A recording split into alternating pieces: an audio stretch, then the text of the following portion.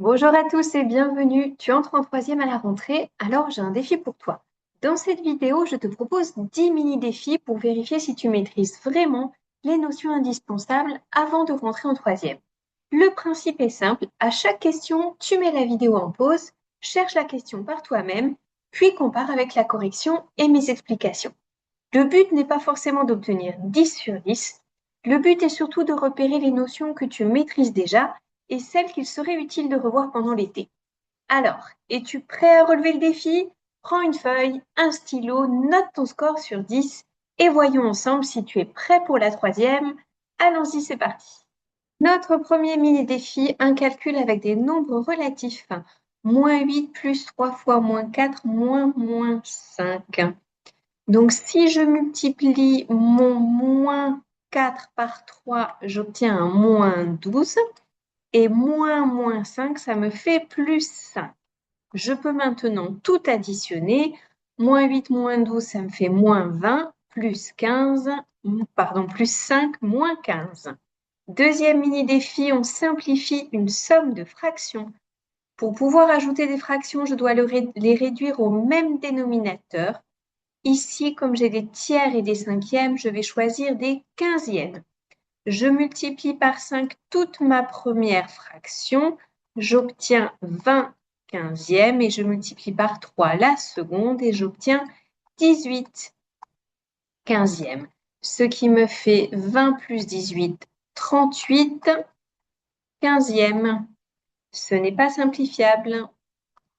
Je continue le troisième, un calcul littéral. On me demande de développer puis réduire l'expression suivante.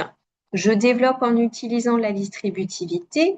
J'obtiens 6x moins 15 moins 4x moins 4.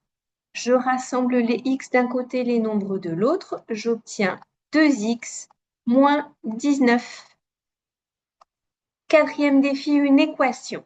On me demande de résoudre l'équation suivante. Je dois tout d'abord développer et j'obtiens 4x moins 12 plus 5 qui est égal à 2x plus 9. Je simplifie, j'ai donc 4x moins 7 qui est égal à 2x plus 9. Je rassemble les x d'une part du égal et les nombres de l'autre part et j'obtiens donc 2x, 4x moins 2, qui est égal à 16, 9 plus 7. Je peux donc tout simplifier par 2 et j'obtiens x égale 8. Le théorème de Pythagore. On me demande dans un triangle ABC rectangle en B de calculer AC, c'est-à-dire de calculer l'hypoténuse.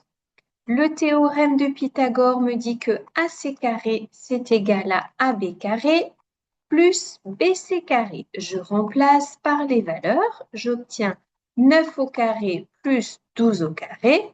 C'est égal à 81 plus 144. C'est égal à 225.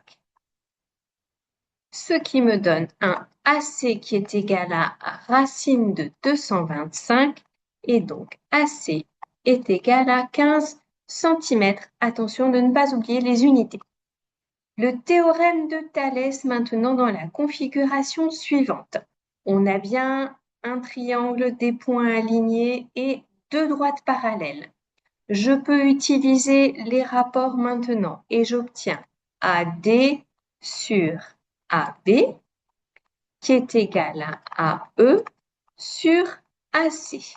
Je remplace par les valeurs que je connais et j'obtiens 4 huitièmes qui est égal à AE que je cherche sur 10.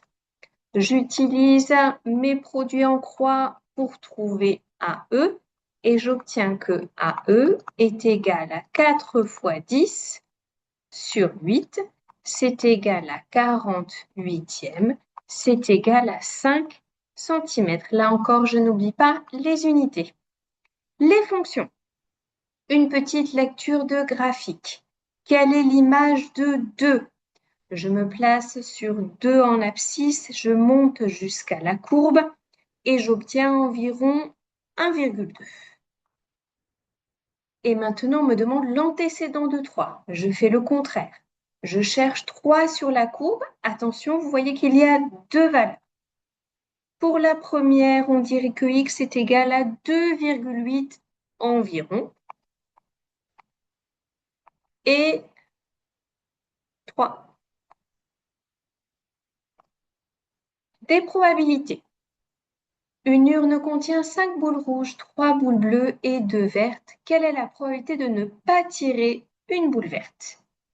La probabilité d'un événement, c'est la somme du nombre d'issues favorables à l'événement sur la somme des issues totales. Donc, une issue favorable pour ne pas tirer la boule verte, c'est de tirer une boule rouge et de tirer une boule bleue. Donc, ma probabilité, c'est 5 le nombre de boules rouges, plus 3 le nombre de boules bleues, sur le nombre total de boules que je peux tirer, c'est-à-dire 10. C'est donc 8 dixièmes ou encore 4 cinquièmes. Allez, notre avant-dernier défi, pourcentage et proportionnalité. Après une réduction de 20%, un article coûte 96 €. Quel était son prix avant la réduction? Alors, si j'ai déjà appliqué une réduction de 20%, ça veut dire que mon prix X a déjà été multiplié par 0,8, c'est-à-dire 1 moins 20%. Et je sais que 0,8x, c'est égal à 96.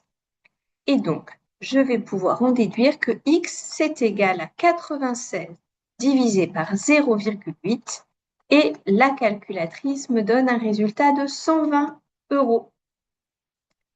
Et le dernier, les puissances.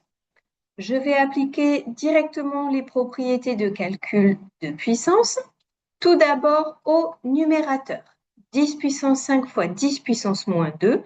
J'additionne les puissances. 5 moins 2, ce qui me fait 10 puissance 3.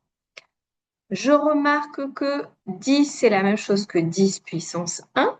Et je vais donc pouvoir additionner mon 10 puissance 3 et je rajoute le moins 1 puisque le dénominateur, si je le passe au numérateur, me donne l'opposé. Ce qui me fait donc 10 puissance 2 ou 100. Voilà pour ces 10 mini-défis. Bravo, tu as terminé les 10 mini-défis. Alors, quel est ton score sur 10? 9 ou 10, félicitations, tu abordes la troisième avec de très bonnes bases. 7 ou 8, c'est un bon début, mais quelques révisions pendant l'été te permettront d'arriver encore plus sereinement. 5 ou 6, tu as les bases, mais plusieurs notions méritent d'être retravaillées avant la rentrée. Moins de 5, pas de panique, tu as tout l'été pour progresser et c'est justement le meilleur moment pour consolider tes connaissances. L'important n'est pas ton score aujourd'hui, mais de savoir sur quoi concentrer tes révisions. Dis-moi en commentaire combien tu as obtenu sur 10 et si tu connais un futur élève de troisième, partage-lui cette vidéo pour qu'il puisse relever le défi à son tour. Je te souhaite un excellent été, de bonnes vacances et une très belle entrée en troisième. À très bientôt sur la chaîne.